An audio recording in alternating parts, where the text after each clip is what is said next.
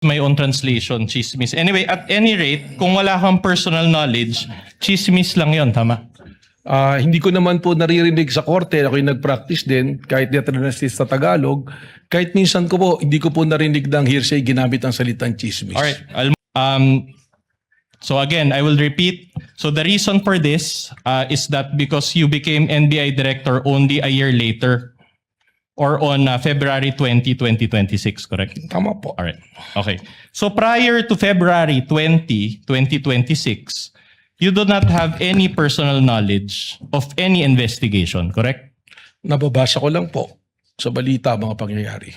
Which is not personal knowledge, correct? Well, yun lang po yung knowledge natin. You're a lawyer, correct?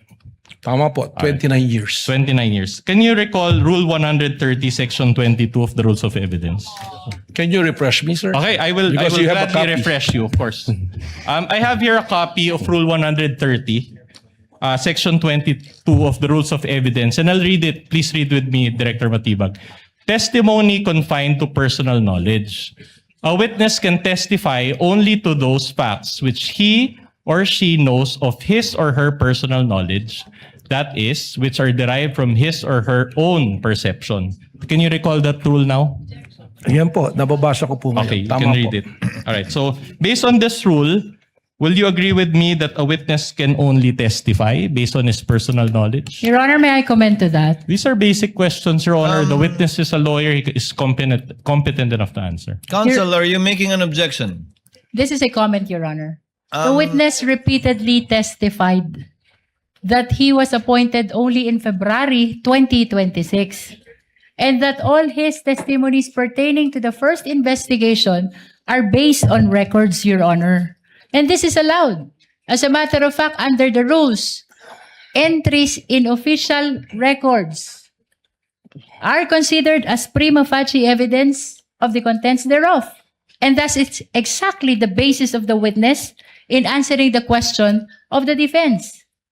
All his knowledge pertaining to the first investigation are based on records. Short rejoinder, Your Honor. No need, counsel. Distinguished lead prosecutor, the counsel for respondent did not object to the line of questioning of the lead prosecutor earlier, based exactly on the ground cited by the lead prosecutor. The presiding officer will give sufficient leeway to the counsel for respondent to establish his point. I think you also see what he is trying to establish. That's why he made a continuing objection in relation to it. I'll give you some leeway, counsel, but go to your next topic as soon as you're done with this. Thank you, Your Honor. So, again, based on this rule, a witness can only testify based on his personal knowledge, correct? Tama po, pero meron pong mga exceptions sa rule All na right. yan. Okay. If not based on personal knowledge, then that is hearsay, correct? But it's not an absolute rule po dahil may exceptions nga po. Okay, now, I'm trying to look for the Filipino term for hearsay. Ano ba yung hearsay sa Tagalog? Sabi-sabi or chismis? Is that a fair translation?